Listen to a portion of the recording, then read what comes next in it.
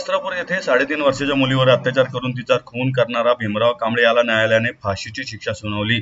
विशेष न्यायाधीश S.R. साळुंखे यांनी आज हा निकाल दिला। या प्रकरणाचा तपास आणि न्यायालयीन प्रक्रिया वेगाने पूर्ण झाल्याने हा खटला अल्पावधीत निकाली निघाला। गुन्हा घडल्यापासून केवळ 2 महिन्यांत हा खटला निकाली निघाला आहे। एकूण 137 पानांचा हा निकाल आहे। कांबळे याला विशेष न्यायालयाने गुरुवारी दोषी ठरवले होते। कांबळे याला मृत्यूदंड की जन्मठेपेची शिक्षा होणार याचा निकाल सोमवारी लागणार होता। त्यानुसार न्यायालयाने आज निकाल दिला। घटनेनंतर पोलिसांनी तातडीने तपासाची सूत्रे हाती घेत आरोपीला अटक केली होती। तपासादरम्यान घटनास्थळावरील पुरावे, तांत्रिक माहिती, सीसीटीव्ही चित्रफिती, साक्षीदारांचे जबाब आणि वैद्यकीय अहवाल यांच्या आधारे आरोपी विरुद्ध भक्कम पुरावे गोळा करण्यात आले होते। पोलिसांनी अल्पावधीत दोषारोप पत्र दाखल करून खटल्याची सुनावणी सुरू केली होती। सरकार पक्षाच्या म्हणण्यानुसार आरोपीने नियोजनपूर्वक चिमुकलीचे अपहरण करून अत्याचार केला आणि पुरावे नष्ट करण्याच्या उद्देशाने तिचा खून केला। दुसरीकडे बचाव पक्षाने पोलिसांनी सादर केलेले पुरावे परिस्थितीजन्य असल्याचा दावा करत हा गुन्हा दुर्मिळातील दुर्मिळ प्रकारात मोडत असल्याचं न्यायालयात मांडलं।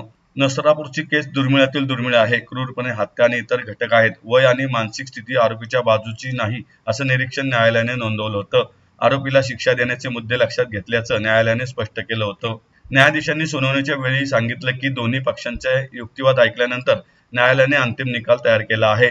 सर्व 7 गुन्हे आरोपीचे सिद्ध झाले आहेत। देशातील यापूर्वीच्या खटल्यातील निकालांचा आधार घेतला आहे। बलात्कार आणि अमानुष खून केल्याप्रकरणी यापूर्वी फाशीची शिक्षा देण्यात आली आहे। आज निकाल दिला कोर्टाने। ही रेअरेस्ट ऑफ रेअर केस आहे असं ग्राह्य धरून, असं मान्य करून कोर्टाने त्याला तीन वेगवेगळ्या कलमांखाली फाशीची शिक्षा सुनावलेली आहे। होती, परंतु कोर्टाला पुराव्याच्या पलीकडे जाता येत नसतं। जनभावना किती जरी स्ट्रॉंग असली तरी सुद्धा कोर्टासमोर त्या पद्धतीचे पुरावे पोलिसांच्या तपासातनं आणि सरकार पक्षाच्या मेहनतीतनं ते पुरावे समोर आले। त्या पुराव्यांची टेस्ट केली जाते क्रॉस एक्झामिनेशननी। आरोपीतर्फे जे वकील दिले गेले होते त्या वकिलांनी त्याचा उलट तपास घेऊन ते पुरावे खोटे पाडण्याचा भरपूर प्रयत्न केला, परंतु त्यांना ते यश आलं नाही। सगळे पुरावे हे आरोपीची गिल्ट, आरोपीचा दोष सिद्ध करण्यासाठी सफिशियंट होते। हो, 100% ही रेअरेस्ट ऑफ रेअरच केस आहे।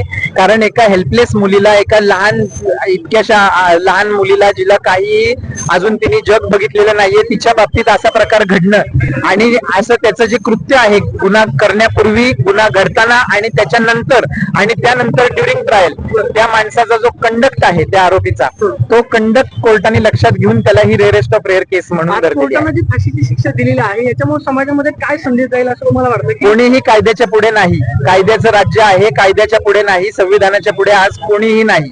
त्यामुळे हा स्वच्छ संदेश परत आज रोजी कोर्टाकडे समाधानकारक निकाल आहे आणि ज्या आमच्या सरकारकडनं अपेक्षा होत्या त्या नक्कीच पूर्णत्वास आल्या आहेत। पण अजून समाधान तेव्हाच होईल की जेव्हा या फाशीची अंमलबजावणी होईल, तेव्हा अजून समाधान नसेल। मी पहिल्या दिवसापासूनच सांगतोय, आपले संदीप गिल सर असतील, SP सर असतील, आपला इन्व्हेस्टिगेशन ऑफिसर विजयमाला पवार असतील आणि त्यांची सगळी टीम असेल, त्यांनी उत्तम प्रकारे अगदी अपेक्षेप्रमाणे खूप चांगला सहकार्य केलेलं आहे आणि त्याचा रिझल्ट आपल्याला दिसतोय।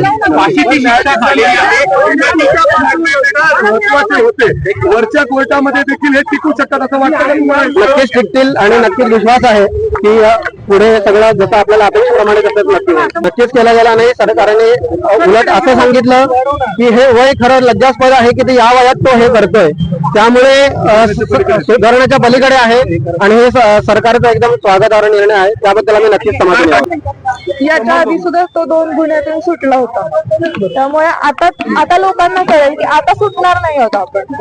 2 महिने आम्हाला ऍक्सेप्ट करण्यात अजून आम्ही ऍक्सेप्ट पूर्णपणे करू शकलो नाही, पण हे जे जलद गतीने होत आहे त्यामुळे आम्हाला ठाम राहणं खूप गरजेचं होतं आणि आम्हाला तशी साथ पण मिळत गेली। पोलीस प्रशासनाची, वकिलांची, सगळ्यांची साथ मिळत गेली आणि आमचं मोटिव्ह एकच होता की आम्हाला जी हवी ती शिक्षा मिळाली पाहिजे। आम्हाला 1 मे पासून सगळं झालेलं, सगळ्या गोष्टी आजच्या दिवसापर्यंत सगळं दिसत होतं आणि आज एक टप्पा पार पडला असं म्हणून